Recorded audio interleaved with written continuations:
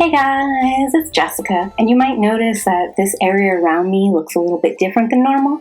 That's because I've moved, and I'm in the process of finding the right spot to record. Right now, I've literally set up within my closet. You might be able to hear a little bit of an echo. I've done the best I can to reduce that, so I apologize, but I am looking at different places to film, and hopefully I'll be able to improve on this in future videos. Anyways, today I thought we'd do something a little bit fun, and I would do the Pokemon Booktag. Pokemon Arceus is actually coming out January 28th, and just a couple months ago, Pokemon Brilliant Diamond and Shining Pearl released, so it's sort of been like a Pokemon-tastic couple of months, and I wanted to jump onto the fun here on YouTube, and I also wanted to put a little bit of a book spin on it, which is when I found out that there's actually a Pokemon Booktag, and I thought, no time like now to do it. First prompt is going to be starters, and pick a book that started your love of reading. For me personally, I can't remember a time when I didn't love reading, even back when I was a very small child and it was only picture books. So I guess if I had to pick something, some of my favorite picture books as a kid would have been Dr. Seuss and the Serendipity series. Dr. Seuss just has a lot of fun rhymes and great pictures, and of course he's a general classic. Serendipity is kind of like a fantasy creatures collection of short stories. The pictures are a little bit Lisa Frank-esque. They were just these beautiful color animations. They really drew me in. I read almost all of these Serendipity books, and I can remember 2 or 3 of them being excruciatingly terrible. Even as a young child, I hated them. And I remember thinking, like, this cover drew me in, and the actual content was terrible. Which is when I literally learned not to judge a book by its cover. And if we're going to talk about longer chapter books, my dad used to read to me and my siblings every night, and ones that stick out to me probably be the Chronicles of Narnia series and the Bridge to Terabithia. If we're going to talk about books that I finally started reading on my own and enjoying just by myself, probably the first one is The Phantom Tollbooth. That one is just kind of like a wacky, wild fantasy ride. I think it is fun even now, but I just remember laughing and exploring a new land and enjoying myself in it. Prompt number 2 is going to be Pikachu, an iconic classic you'll always love, and for me that's going to be The Last Unicorn, and I fell in love with it right away. First of all, The Last Unicorn is told in first person from the point of the unicorn. I remember being intrigued by that because it was an attempt to take on a non-human mindset, and we also tackled a couple other creatures in human mindsets as The Last Unicorn travels. The Last Unicorn turns out to be surprisingly high stakes, but when the journey begins, it's not that intense. And I just thought the different impacts the unicorn had, her abilities, the way she interacts with people, and then how she handles eventually being transformed into a person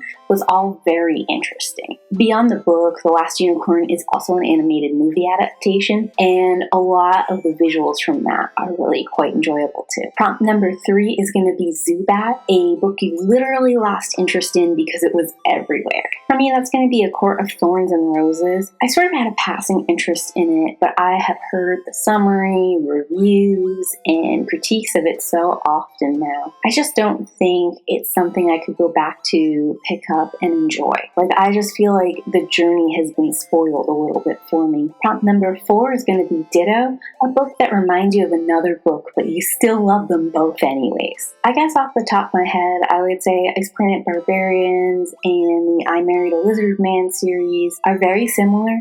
They're both about humans interacting with aliens, and they have those traditional difference in cultures, communications. They are different, but I would think the 2 of them, if you like one, you like the other, and if you're not interested in one, you probably won't be interested in the other either. Prompt 5 is Snorlax, a book that you haven't started yet because of its size. And I would say there aren't any like this. I've been intimidated by book sizes before. For example, I waited a long time to start reading Dune because it is so large. Eventually I had to listen to an audiobook for a host of other reasons, but I did tackle it. Another is going to be Avery Song's Wolf Awakened. That one I first was interested in January, and I wasn't able to handle the 900 pages until maybe May, June time. I put it on my TBR, and when I felt up for a 900-page story, I got into reading it. I guess another's going to be the Lord of the Rings series. This, again, I put off reading it for a long time, especially knowing there were 3 books I had to get through, and they were all really long. It just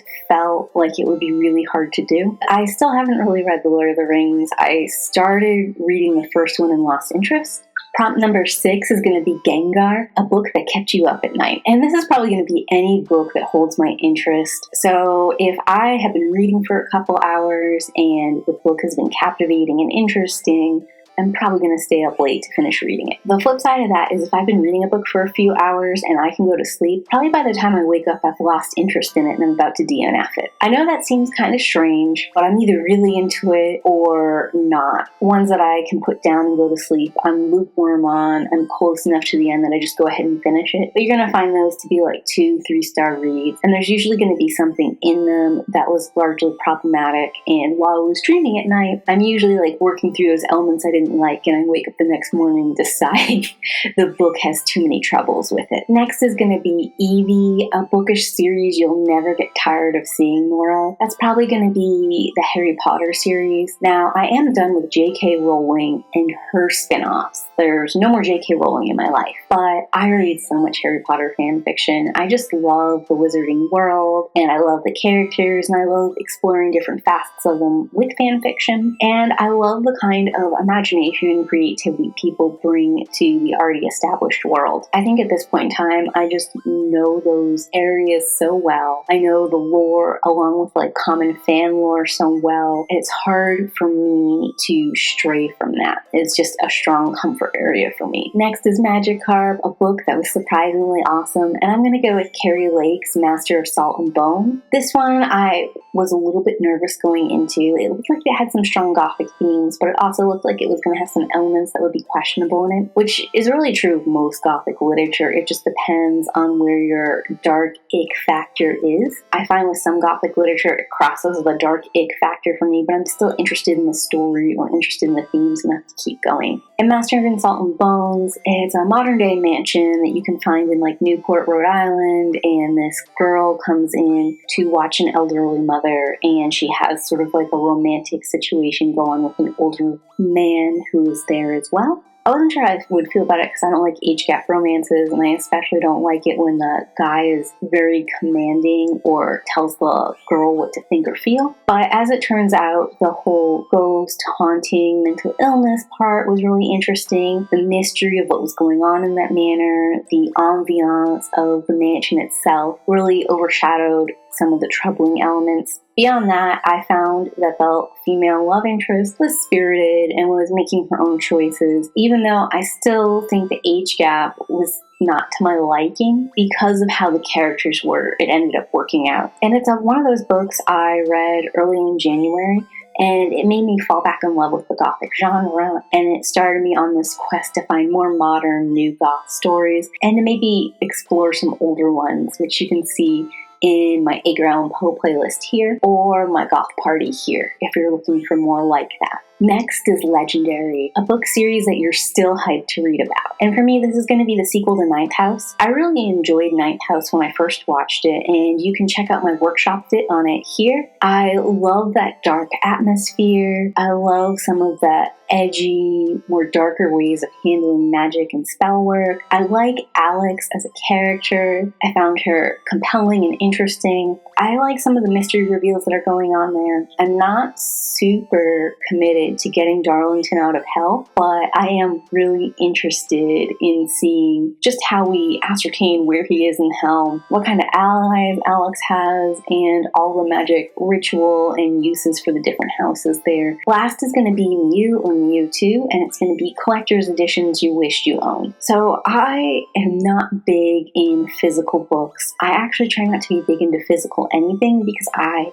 tend to hold on to things forever. So the best solution for me is just not bring anything into my house. The closest I come to this is probably rereading things through Kindle Unlimited, and there are a couple of series that I'm quite fond of there. But I am thinking about maybe purchasing books like that and donating them to little libraries, just so that some of those Kindle Unlimiteds can get paperback money, and also I can sort of spread some of those hidden gems around the community a little bit more. So that's going to be my Pokemon book tags. I hope you guys enjoyed it, got a couple recommendations out of it, and just enjoyed a little called Pokemon Nostalgia. This book tag is a lot of fun. I would totally recommend it to someone else. I know Curly Top Reads did her own Pokemon book tag a few months ago, and I'm going to link it up here. Let me know in the comments down below if you're a Pokemon fan or not. Have you played Shining Diamond, Billy and Pearl? Are you picking up Pokemon Arceus? Give me a comment down below. Thanks for watching, and as always,